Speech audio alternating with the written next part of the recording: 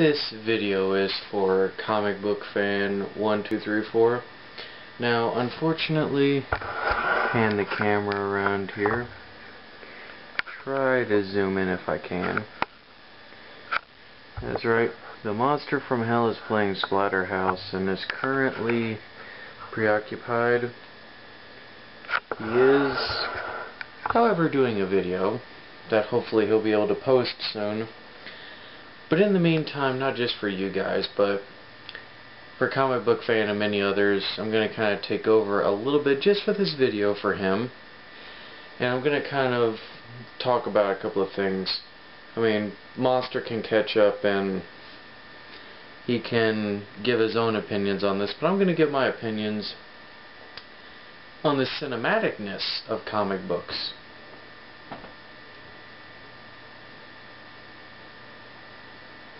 Had to just check to make sure that I wasn't being too loud. Don't want to disrupt my quote-unquote neighbors. But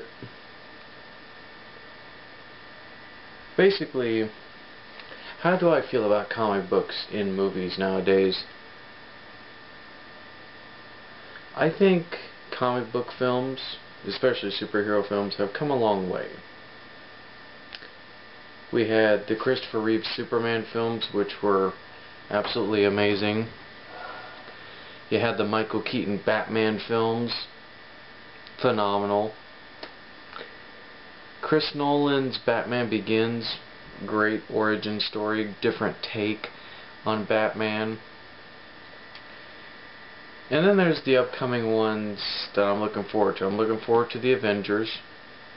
That's completely mind-blowing.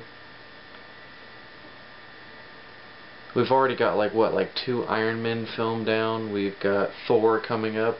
I just saw the newest trailer and that looked amazing. No ifs, ands, or buts about it. I'm definitely wanting to see it. Got Captain America, the First Avenger. Got all these movies that have been made or are coming out on other heroes. Green Lantern's coming out. Too many movies to count and too many heroes and possibilities that they can go with. I'm looking forward to when Edgar Wright finally gets around and does an Ant-Man film. I want Ant-Man, damn it. I'm kind of a little bit PO'd that Hank Pym's not going to be in the Avengers. Hopefully if they do a second Avengers movie, he'll be in it. If not, then I'm sure it'll be Scott Lang, the second Ant-Man, which I'm fine with that. You know, as long as Ant-Man himself is in it. Because Ant-Man's a staple of the Avengers. And there's been a lot of good cartoons. I am happy to report to people that I am wrong. I believe that Iron Man Armored Adventures will actually be showing. Because a couple of days back I had a couple of prepped episodes, I would say.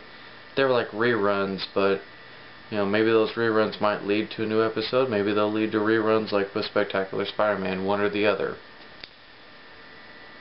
But I've noticed that they have reruns for Spectacular Spider-Man and all that, but they don't have reruns for Wolverine and the X-Men. I find that odd. Then again, maybe I'm not searching my TiVo enough. But one thing that I think really got me was the fact that seeing the X-Men in live action for the first time and seeing Spider-Man in live action, because we know that there was the Michael Keaton films, we knew that there was the Chris Reeve Supermans, all that stuff. But to see like a CG Spider-Man, I mean, Spider-Man is the most complex character to try to make, and yet there it was. You know, Spider-Man web swinging through New York. You know, there it was. You know, we saw Hugh Jackman, you know, the claws pop out of his hands as Wolverine. We saw his healing factor. We saw Cyclops' optic blasts. I never thought in my lifetime, I say it like I'm so old, I'm going to be 23 in January, but still, you get the point. I never thought that I would see characters like the X-Men or Spider-Man or Green Lantern actually become live-action films. And I think that that's a really good thing, because I think that kids will get exposed to that, and then they'll want to collect the comics. They'll want to read more about these characters. And that's going to be a cool thing. And anyone who saw the Ed Norton Incredible Hulk and doesn't like the fact that it pays tribute to the Bill Bixby, Lou Ferrigno series is a little bit of an idiot. I mean, come on. And everybody's like, well, oh, he only said, you know, Hulk smash in the last minutes of the movie. Yeah, you knew it was coming. Just like the Avengers assembling, you knew it was coming. And people that aren't comic book fans don't get quite as excited as those of us that do read comics. Because when I go to the theater and I, for example, hear Thor say, you know, I say to thee, nay, or you see him whirl his hammer up in the air like the old Kirby comics, it leaves a feeling, if you're a comic book fan, it gives you the feeling of being a little kid again. You know, being a little kid and reading those comics. And you see these iconic moments from the comics that every time you saw it, it would leave you on the edge of your seat. You know, Thor is about to fly, or you see the Hulk say Hulk smash, and he's about to basically just, you know, beat the crap out of the UFOs or something.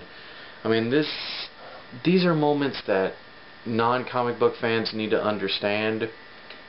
For those of us that do read comics, it's very exciting.